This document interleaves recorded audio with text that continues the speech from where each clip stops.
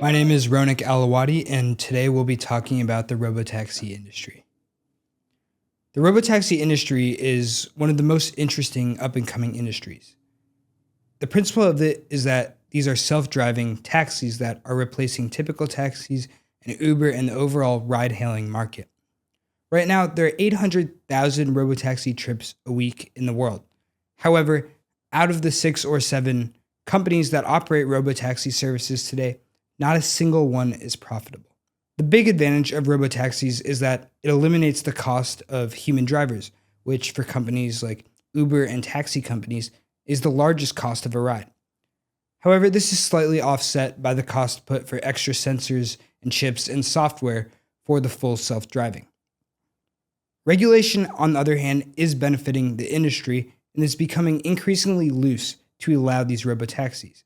However, we have seen instances where this can reverse, such as in China, where the robotaxis were shut down for 3 months.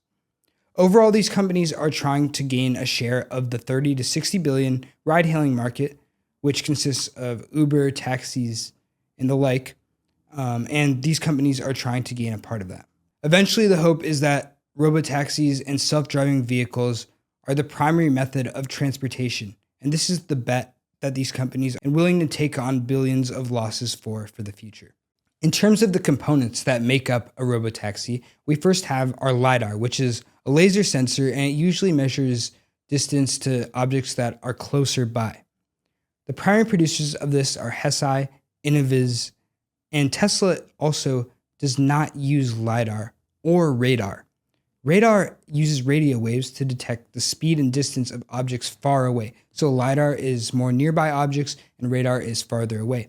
Radar is also better in bad weather, which is important. Again, Tesla does not use either of these. The primary producers of radar are Continental, Bosch, and Aptiv. Every car also has cameras, which are normal cameras that scan for people, traffic lights, and anything on the road, including lines and signs. Sony usually helps produce these, and this is the primary thing that Tesla cars rely on.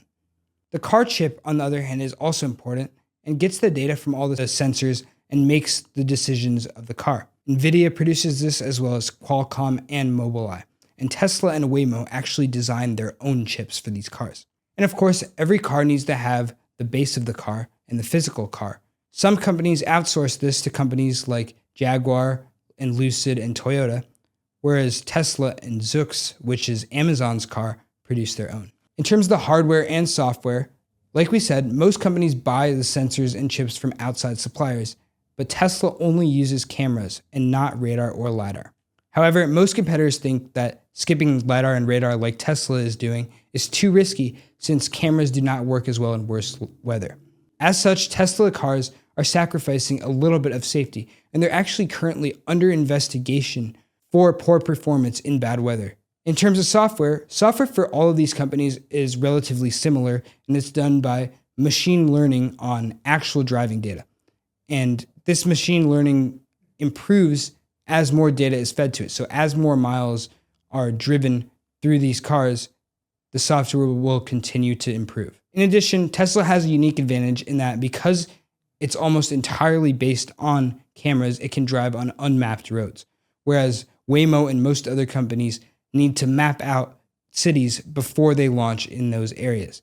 This can take about 2 weeks for Waymo to do when launching in a new city. Now, in terms of the supply chain, we talked about upstream and the parts that go into it. This is a very competitive industry, and a part can usually be swapped for rivals. It's very hard to enter, and some suppliers have failed, such as Luminar, which went bankrupt in December of last year. The market for this is about $1.5 billion, and the largest of the 3 components. The midstream is most of what we'll be covering today. This includes Waymo, Tesla, Zoox, Apollo Go, which is made by Baidu, Pony AI, and WeRide. These are the actual companies that build the software, and most often the name of the company that you'll see on the actual car. This is very hard to break into as well, possibly even more so than upstream. There are only really 6 or 7 major companies that are involved in this. And again, every single one of these is losing money. Downstream, on the other hand, is getting the car to the actual user, the actual customer. Waymo, Tesla, Zoox, and Apollo Go have their own apps, but Pony AI and WeRide used Uber and Lyft, as well as most of these other companies use Lyft or Uber in some capacity other than Tesla. The market for downstream, for specifically robotaxis, is over $1 billion. Now, we've talked about all these companies, but how do they rank? Well, Waymo is the clear leader in the industry. They have over 4,000 cars in 10 different cities and have 500,000 rides per week. Overall, they have 220 million miles driven. Apollo Go is in 27 cities and has about 300 to 350,000 rides per week and have done 22 million total rides and about 137 miles total. So overall, these two companies are the two clear leaders right now. Pony AI has over 1,500 cars as well in 9 different countries and is making a lot of revenue with over 110 million in revenue. However, they still are losing money.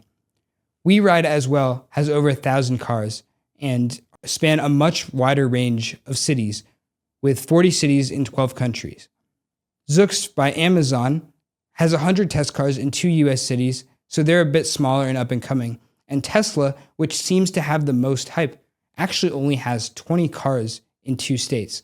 That'll be Florida as well as Texas.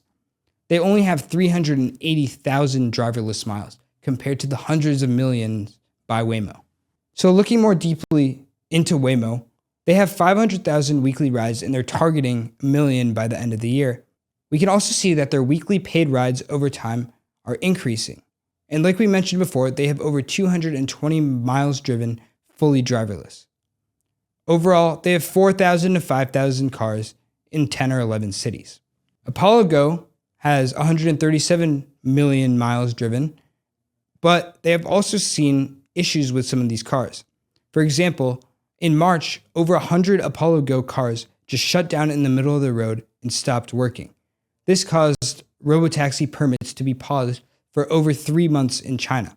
With that being said, Apollo Go has quickly recovered from that, and their rides are continuing to grow at the moment.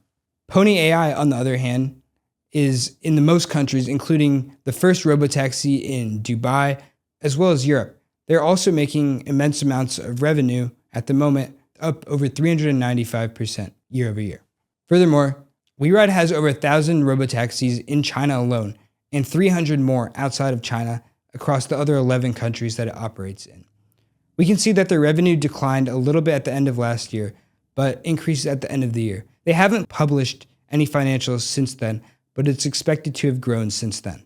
Finally, Amazon's car here. They have 100 test cars in Las Vegas and San Francisco. However, these cars are just free test cars for the public, so they're not making any money at all, let alone profit. Eventually, they do want to scale to 10,000 cars per year once testing is completed. But still, they only have 100 cars right now, none of which is actually attracting paid riders. And finally, Tesla has only 20 cars, even though it's the most talked about in the industry. We can see that the robotaxi miles added per quarter is actually flat. In fact, Tesla's fleet of cars has actually shrunk over time. They had nearly 50 a couple months ago, and now they're down to about 20. This is due to regulation, they say, and issues with the cars. Overall, there are about 6 cities that Tesla robotaxis operate in Texas and Florida. However, despite having 2 million miles driven, only 380,000 of those have been fully autonomous. The unique advantage of Tesla is that it is more vertically integrated in terms of production, so there is a cheaper cost, and they also don't have to spend money on LiDAR and radar. However, this does come at a risk for safety. In terms of other companies, this industry is very hard to enter. We see that GM actually shut down completely in 2024, and they lost over $10 billion. And this happened just because of one large accident, and they had over 1,200 cars on the road. So that would put them in the middle of the pack, one of the top competitors in the industry if we saw that right now. But they completely shut down. Uber, on the other hand, does not build its own cars, but is a company that's trying to get into the industry. As we mentioned before, some of these companies use Uber to get riders. Uber is also, however, creating their own fleet of cars and spending $10 billion on 35,000 of its own robotaxis.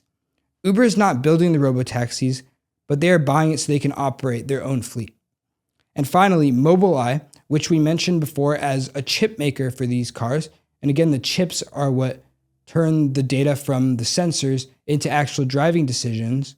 Mobileye is creating their own car as well, and they're targeting a launch of next year. In terms of regulation, robotaxis are fully legal in 21 out of the 50 US states. We can see here on this map that Waymo has a clear advantage in the United States compared to the rest of these companies.